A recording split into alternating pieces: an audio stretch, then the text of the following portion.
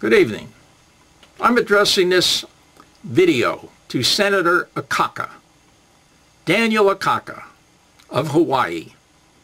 I'm 84, the same age as the aging senator. We both served in World War II.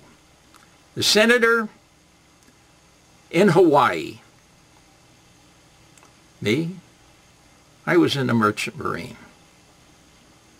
Now, my first statement. Hawaii owes its very existence as a state to the men of the Merchant Marine.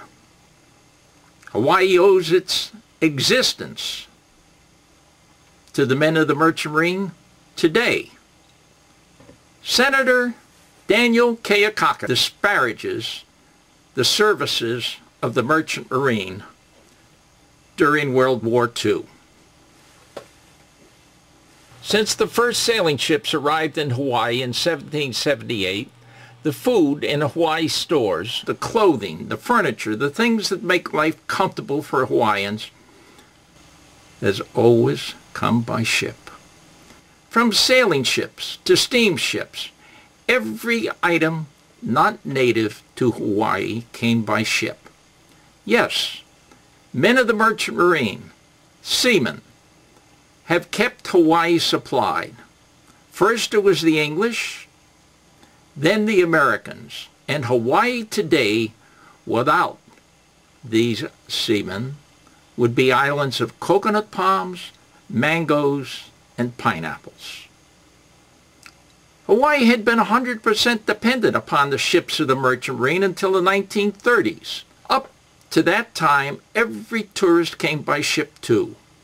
Hawaii was and is dependent upon merchant ships and merchant seamen. Where would the people of Hawaii have been were it not for the merchant ships that kept the island supplied during World War II? Where would they be today if not for the men of the Merchant Marine? During the war, directly after Pearl Harbor, these same merchant seamen brought Hawaii everything they needed, in spite of the dangers inherent in their profession. They had no guns, no gun crews, no Navy escorts. Now I repeat, right after Pearl Harbor, merchant ships were unarmed. It would take from 3 to 6 months to arm those ships. So when they sailed from ports in California to Hawaii with urgently needed supplies for the people of Hawaii, they were manned by men I would call brave, intrepid, and courageous. I'll bet, however, that during World War II there was not one column, one article written in Hawaii newspapers to express the thanks of the citizens of Hawaii to these same merchant seamen. Yes, early in the war those ships sailed from U.S. ports unarmed, and they brought gasoline, oil, munitions, food, building supplies, and they carried the troops for your protection.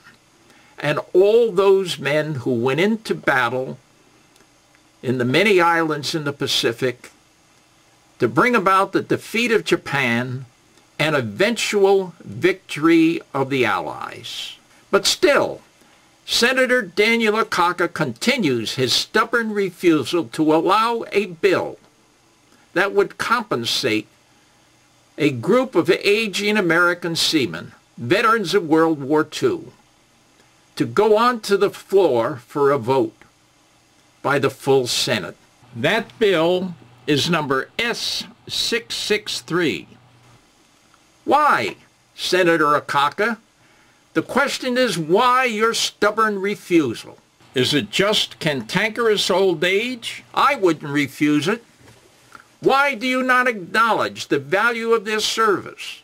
Why your continued hatred towards these old sailors? Why? The Filipino veterans recently got $15,000 each. But the American Merchant Marine veterans don't get a dime. Why? It's a valid question. You must have a reason to keep that bill under the table, to refuse to allow it to go for a vote. You know, the Senate and the House just approved of a bill for $987 billion. To do what? To stimulate the economy. In it were 9,000 earmarks. 9,000. But yet, Senator Akaka keeps the Merchant Marine Veterans Compensation Bill under the table, tied up, with nary a reason. Why?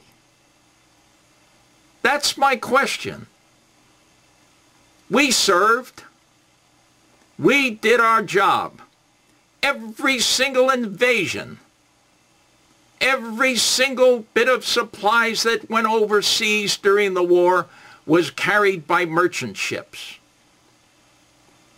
The question is, why this undying hatred for the Merchant Marine that for years the senator has kept the bills that would aid these aging seamen bottled up? And yet he'll vote for a bill with 9,000 earmarks that include many a phony scheme and many an earmark for Hawaii. Why do Filipino veterans deserve more than America's merchant seamen? Give me an answer, Senator. Give me an answer.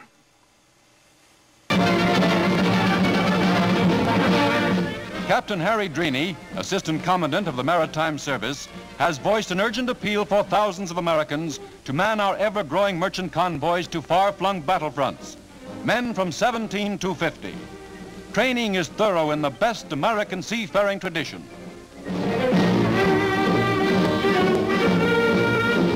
Sinews of war must flow in an unceasing stream where and when they are needed. Fuel flies planes, drives tanks, puts war in motion.